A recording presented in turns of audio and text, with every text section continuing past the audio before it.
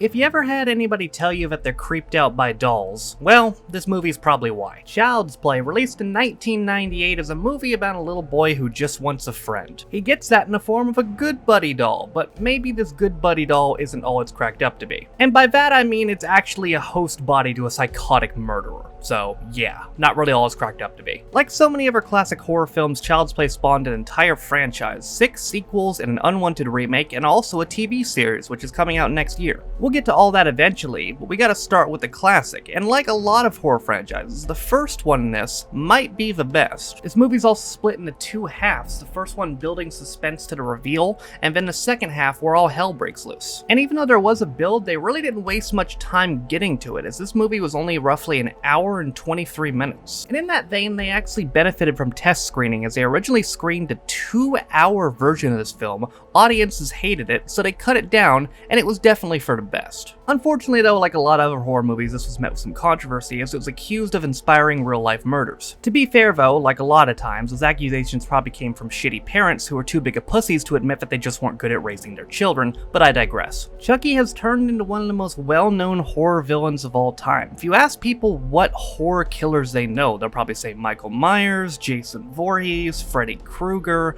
the guy from Scream, and also Chucky. And maybe Leatherface as well, but my god, that whole franchise is a mess. We'll get to that eventually. And like a lot of other horror franchises, this one got a little weird at one point as well, but it started incredibly well, and that's where we're going to start with our look back at Child's Play, 1988. So the movie begins on the south side of Chicago with 2 fugitives, Charles Lee Ray and Eddie Caputo, being chased through the streets by Detective Mike Norris. Charles gets shot in the leg, and as the police close in, Eddie takes off in the van, leaving him behind. Charles engages in a shootout with Mike and escapes into a toy shop. The shootout continues in there where Mike lands another shot to Charles right in the chest. Realizing he's gonna die, Charles decides it's time for some voodoo shit. After proclaiming that Eddie and Mike are gonna get what's coming to them, Charles finds a good guy doll on the shelf and begins to do some weird chant on it. Lightning strikes the sky, and then there's a giant explosion. Mike survives and finds Charles Lee Ray dead.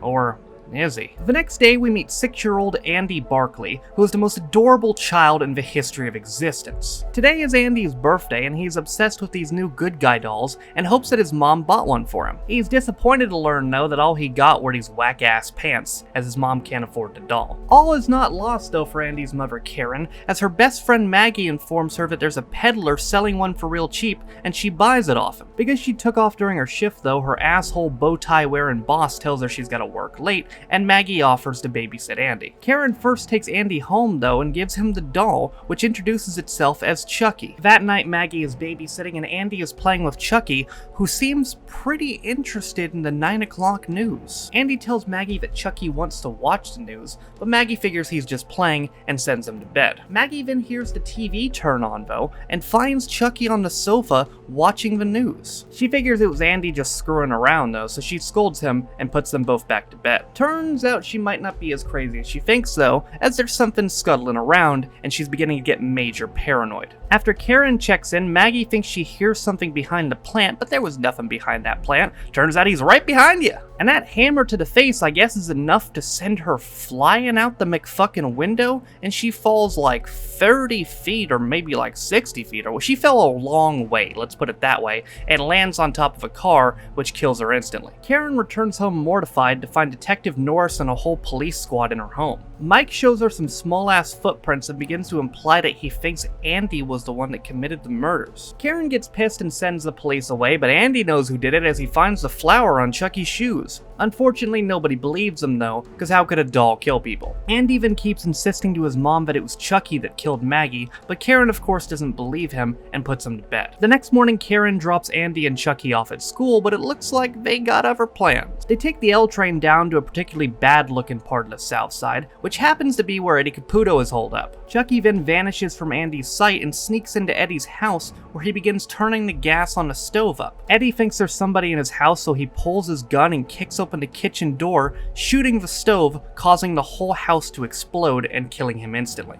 Andy and Chucky are then taken to the police station where Karen meets up with them. Karen tells Andy again to stop making up stories, but Andy keeps insisting that it's Chucky and starts beating the shit out of him. Turns out a psychologist was listening the whole time and he's like, yeah, this kid's kind of fucking crazy, maybe he should stay with us for a little bit. And thus Andy goes to the loony bin while Chucky goes home with Karen. Karen checks the box on the good guy doll to see if there's something wrong with it, and then the batteries fall out. Dun dun dun. Karen tries to get Chucky to talk and then he does some exorcist shit on her. At this point, Karen's kinda losing her mind and she's about to throw Chucky in the fire, but come on man, it's just a doll, you're kinda, oh sweet Jesus. Yeah, that's right, Chucky's alive and he has had enough of this shit. After Karen yeets him, Chucky bails out of the apartment. Karen follows Chucky to the ground floor, but by the time she gets there, he's already gone. Karen then meets up with Detective Norris outside the police station and tells her that it was the doll and even shows him the bite mark, but he doesn't believe her. She then decides to go to that bad part of town and look for the peddler who sold her the doll a couple days ago. She offers him money for information, but instead he decides to get all rapey. Luckily, Detective Norris is here to save the day though. He gets the peddler to admit that he lifted the doll from the toy store that exploded a couple days earlier. Mike confesses to Karen that that's where he killed Charles Lee Ray, and then Karen connects the dots that Charles Lee Ray is actually Chucky, which Mike still doesn't believe. Mike's gonna believe it real soon though, because after he gets Charles Lee Ray's file from the police station, guess who's in the back of his car? This leads to a very chaotic and property damage filled car ride, which eventually ends with the car flipping over. Chucky runs at Mike with a knife, but Mike shoots him point blank, which causes real blood to fly out of Chucky,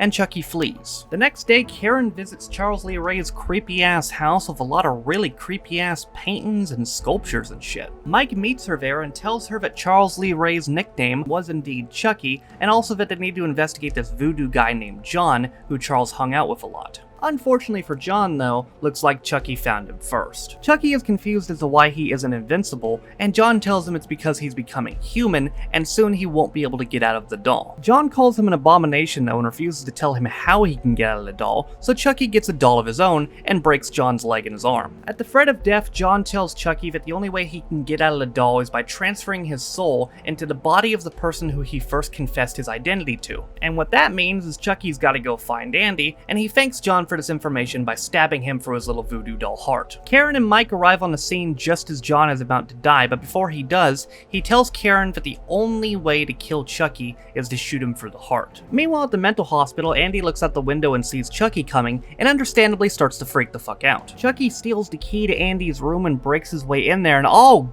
god, look at it walk! That's so fucking creepy. Sorry, it's just God, that's creepy. Anyway, turns out Andy wasn't under the covers, he was hiding in the back, and Andy dips out of the room with Chucky chasing him. Andy escapes into an operating room, and surprise, motherfucker! Andy arms himself with a scalpel and keeps tripping over shit until he's apprehended by the doctor, who tries to inject him with some sleepy time medicine. Chucky then stabs the doctor in the knee, though, and puts the electroshock therapy thing over his head. And in my opinion, this is by far the most brutal death in this movie, as Chucky shocks this guy until his face is burned and blood is pouring out of his eyes and his mouth. It's really fucking brutal. Meanwhile, at the Legion of Doom, Andy has returned home, but unfortunately for him, Chucky is not too far behind. Andy arms himself with a bat until he accidentally drops it, which turns out to be a mistake. Chucky then starts to chant to transfer his soul into Andy's body, but right before he can finish it, Mike and Karen interrupt. Chucky then stabs Mike in the leg and knocks him out with a baseball bat before Karen shoots him for the leg. That unfortunately doesn't do much to him, and he starts attacking Karen again. Karen is able to get the upper hand though and locks Chucky in the fireplace where he's trying to get out screaming like a rabid dog. With some quick tag team action though, Karen turns up the gas and Andy lights a match before dropping it into the fireplace and burning Chucky alive. Chucky runs out of there still on fire, but eventually falls and seemingly dies. But I say seemingly because he's not dead at all, not by a long shot. In fact, he's even more terrifying now. Jesus Christ, look at that. Chucky chases Karen and Andy for the house before cornering them in a hallway. And now it's time for Karen to have some shooting practice. There goes the head, there goes the arm, there goes the leg, and now he's dead. Cool. Mike's partner Jack then arrives at the house and Mike tells him about the doll, but Jack's like, dude, that's fucking crazy, it's a doll. Jack finds the head and starts playing around with it, but where's the rest of the body? Oh shit, there it is. Chucky's body starts to strangle Mike while the head shouts instructions before it's again promptly yeeted. And as it gets up, Mike finally lands the death blow, shooting Chucky right for the heart. His final words being, "I'm Chucky," Wanna play? No, I don't wanna play. I'd like you to die. And it's all over now, but at what cost, as the film ends with a freeze frame of Andy's traumatized ass face. You know, I kinda laughed off the doll thing before, but after watching this movie back, I agree. Dolls are creepy as shit. And man, I gotta say, for a movie made in 1988, this held up incredibly well. I mean, Jesus, the walking animations when the doll moves is so fucking creepy. And that's probably why this movie was so effective at the time. It looks so incredibly lifelike, and it's still creepy as hell now. In 2020. I can only imagine how scary that was in the late fucking 80s. This movie also had the benefit of being very well acted, which is hit or miss for horror films. We had Brad Dourif, who's a fucking legend, as Chucky and Charles Lee Ray, Catherine Hicks, who once played Marilyn Monroe in a movie, Alex Vincent, who again was the cutest kid of all time. Overall, very good job done by the cast. And I'm very happy that the runtime was indeed cut down from 2 hours to an hour 20, because my god, it definitely benefited. Sometimes films make that mistake of trying to stretch things to 2 hours when it really doesn't need to be, or just stretching films in general when they really don't need to be. But this only needed to be an hour 20, and luckily that's what they went with. But was this first film the best of the franchise? Well, maybe. Its biggest competition was probably the second film, Child's Play 2, which was released 2 years later in 1990. And over time, we will be doing the entire Child's Play franchise, which includes a really good sequel, some really shitty movies in between, and then 2 really underrated straight-to-DVD movies. And also a kind of scummy made reboot, which was done without the creator's permission, and yeah, it was kind of a yikes, but we'll look at it regardless. But in conclusion, ladies and gentlemen, this is another movie you gotta put on your list if you're looking to watch classic horror franchises. Halloween, Friday the 13th, Nightmare on Elm Street, Scream, all those, you gotta put this right there with it. Everything about this movie holds up incredibly well today. It is still incredibly effective in the year 2020. And when you make a film that's 32 years old in the year 2020, it still looks like it could be made today in terms of just a doll animation and everything, you know you did something right. And of course, we will conclude our horror month next week on Halloween as we take a look back at Halloween 2. But that, ladies and gentlemen, is going to do it for my Chucky look back at Child's Play 1988. Thank you guys for watching. If you want to check out any of my social media links, they're all in the description down below. Thank you to all 55 of my patrons currently listed in description for supporting me in both my channels. With all that being said though, my name is Taffordstein. This has been a look back at Child's Play 1988, and I'll see you guys next time. Bye.